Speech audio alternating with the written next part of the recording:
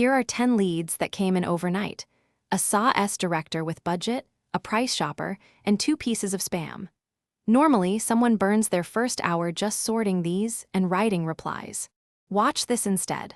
I run it, and each lead is enriched from its own website, scored, and tiered in real time.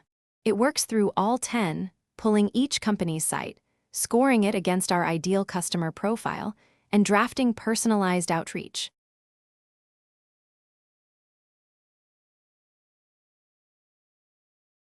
Done, the 2 spam leads scored 0 and never reach a human. Here's the output, a CRM-ready CSV. 3 hot, 5 nurture, 2 spam. Open the hot leads draft. It read their website, it cites their Zendesk help desk, and the 400 tickets a week their team is drowning in. 2 angles, ready to send, grounded in the lead and their site, not a mail merge template. And 18 of 18 model calls returned schema-valid JSON.